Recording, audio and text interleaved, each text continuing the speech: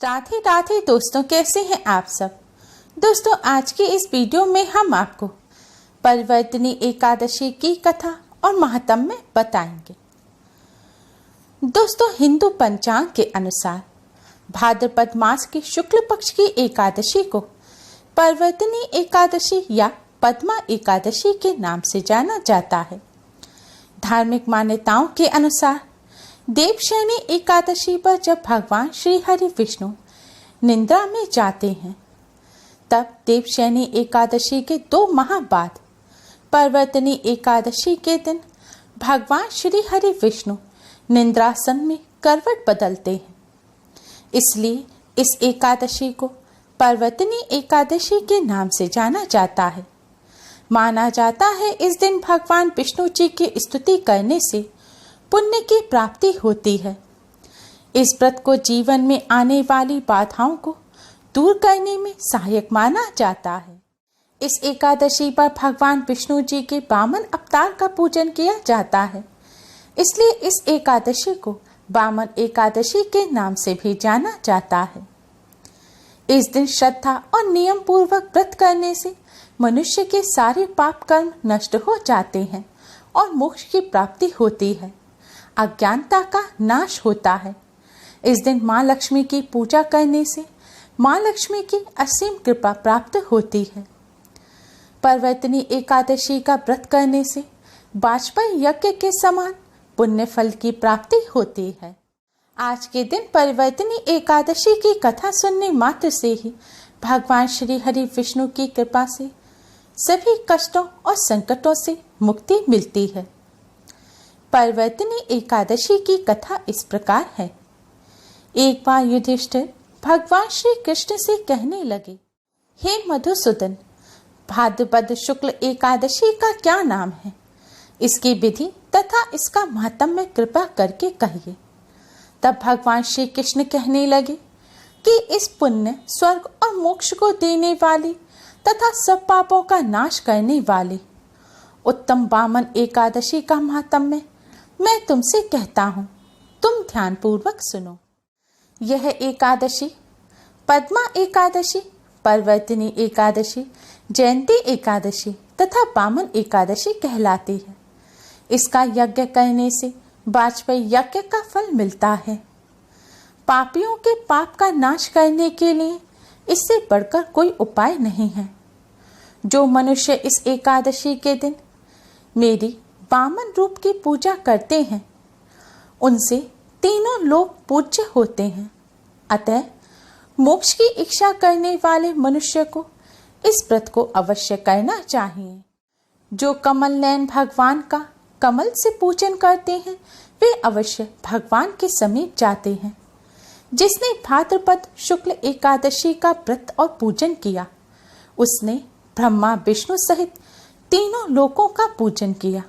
अतः हरिवासर अर्थात एकादशी का व्रत अवश्य करना चाहिए। इस दिन भगवान करवट लेते हैं, इसलिए इसको परिवर्तिनी एकादशी भी कहते हैं। भगवान के वचन सुनकर युधिष्ठिर बोले कि हे भगवान, मुझे अति संदेह हो रहा है कि आप किस प्रकार सोते और करवट लेते हैं तथा किस तरह राजा बलि को बांधा और वामन रूप रखकर क्या क्या लीलाएं की।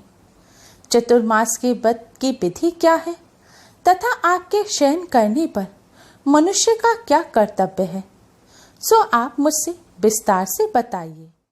त्रेता युग में बलि नामक एक दैत्य था। वह मेरा परम भक्त था।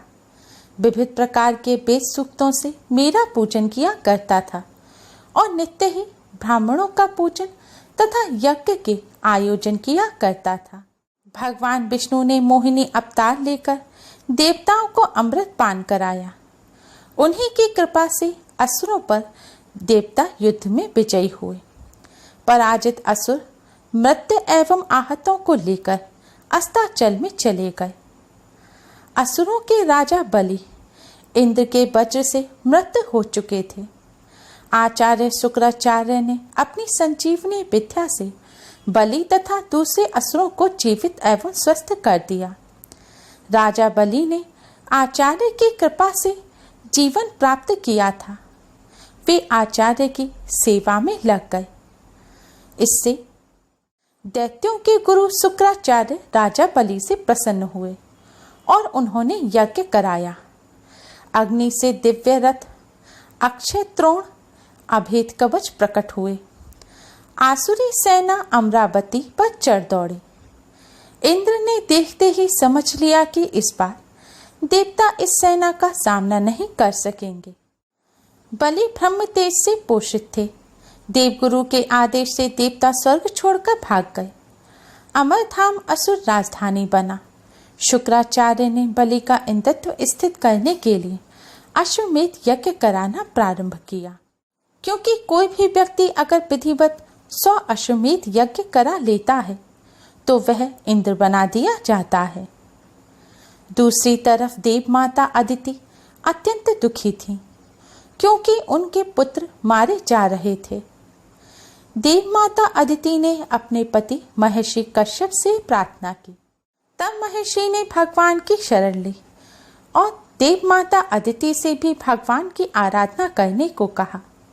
देव माता अदिति ने फाल्गुन के शुक्ल पक्ष के 12 दिन के पयोव्रत करके भगवान के व्रत रखे और भगवान विष्णु जी की आराधना की। प्रभु प्रकट हुए। देवी अदिति को वरदान मिला।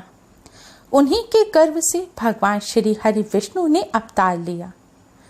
शंख, चक्र, गदा, पद्मधारी चतुर्भुज पुरुष अदिति के गर्भ से जब प्रकट हुए, तत्काल वामन ब्रह्मचारी बन गए।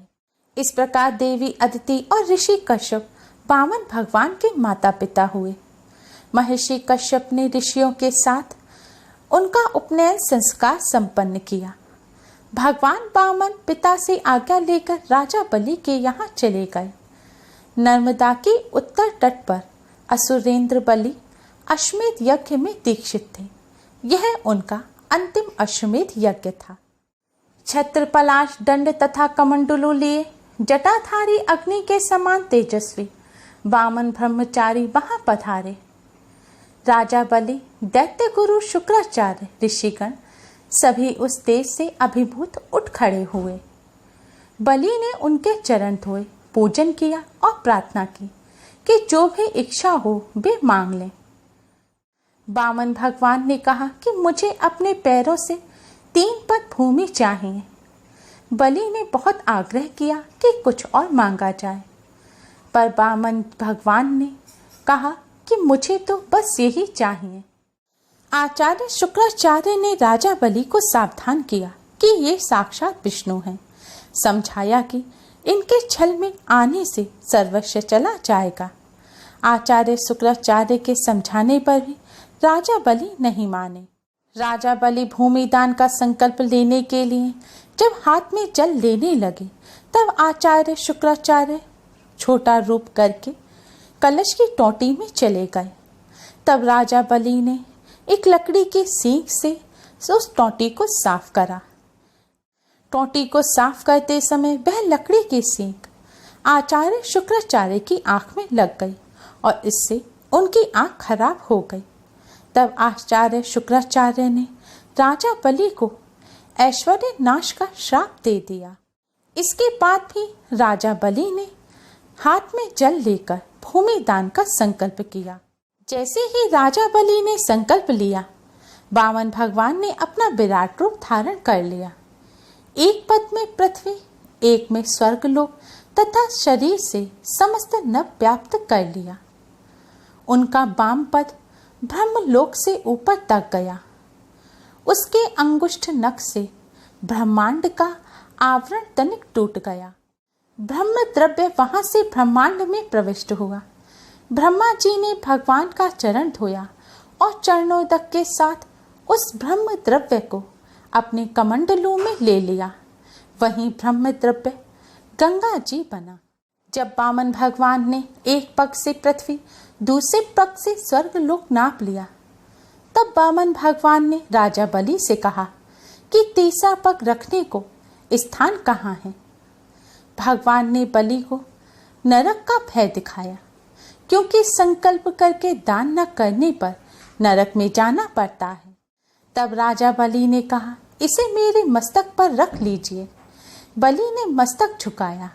प्रभु ने अपना तीसरा पग राजा बलि के सिर पर रखा। ब्राह्मण रूप में भगवान को सब कुछ दान करने के कारण भगवान ने कहा, तुम अगले मनवंतर में इंद्र बनोगे, तब तक सुतल लोक में निवास करो। मैं नित्य तुम्हारे द्वार पर गदा पाणी उपस्थित रहूंगा।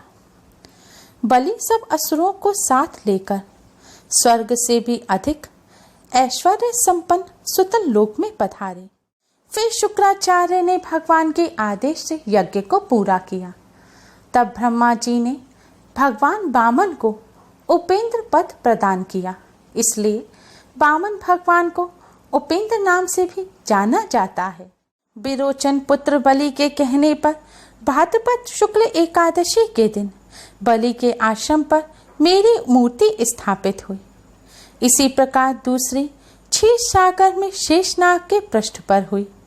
हे राजन, इस एकादशी को भगवान शयन करते हुए करवट लेते हैं, इसलिए तीनों लोकों के स्वामी भगवान विष्णु का इस दिन पूजन करना चाहिए। इस दिन तांबा, चांदी, चावल और दही का दान करना उचित है। रात्रि को जागरण अवश्य करना चाहिए। जो विधि पूर्वक इस एकादशी का व्रत करते हैं वे सब पापों से मुक्त होकर स्वर्ग में जाकर चंद्रमा के समान प्रकाशित होते हैं और यश पाते हैं। जो पापनाशक इस कथा को पढ़ते या सुनते हैं उनको 1000 अश्वमेध यज्ञ का फल प्राप्त होता है और सभी कष्टों और संकटों से छुटकारा मिलता है। इस प्रकार पर्वतिनी एकादशी की कथा संपूर्ण हुई। उम्मीद है आपको हमारी ये वीडियो पसंद आई होगी। प्लीज़ लाइक करें। हमारी इस वीडियो को अपने फ्रेंड्स और रिश्तेदारों में ज़्यादा से ज़्यादा शेयर करें, जिससे वह भी इसका लाभ उठा सके। हमारी और भी वीडियोस के लिए हमारे चैनल को सब्सक्राइब करना ना भूलें। Thanks for watching. Radhe Radhe.